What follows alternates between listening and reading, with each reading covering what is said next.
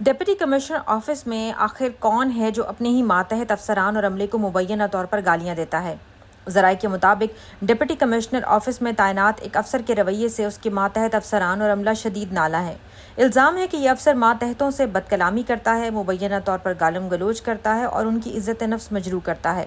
اب ذرا غور کیجیے، ایک طرف ڈپٹی کمشنر صاحب خود اپنے افسران اور عملے سے نہایت شائستگی سے، احترام کے ساتھ آپ کہہ کر بات کرتے ہیں،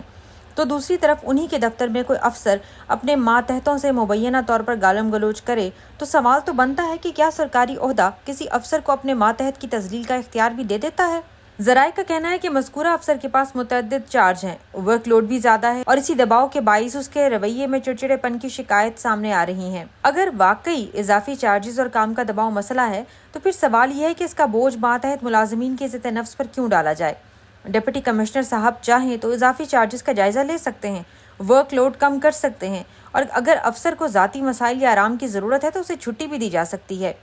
کیونکہ کام کا دباؤ ایک مسئلہ ہو سکتا ہے لیکن کسی دوسرے کی تذلیل اس کا حل نہیں۔ اب دیکھنا یہ ہے کہ ڈپٹی کمشنر ڈاکٹر فیصل سلیم اس مبینہ بدسلوکی اور گالم گلوچ کے وتیرے کا نوٹس لیتے ہیں یا نہیں۔ اور سب سے اہم سوال، اگر کسی ماتحت سرکاری ملازم کی عزت نفس اسی دفتر میں محفوظ نہیں جہاں اسے عوام کی خدمت کرنی ہے تو پھر عام شہری اپنے ساتھ عزت کے سلوک کی امید کیسے رکھیں؟ اگر متعلقہ افسر یا ڈپٹی کمشنر آفس اس معاملے پر اپنا موقف دینا چاہے تو بیٹھک نیوز اسے بھی نمایاں طور پر نشر کرے گا۔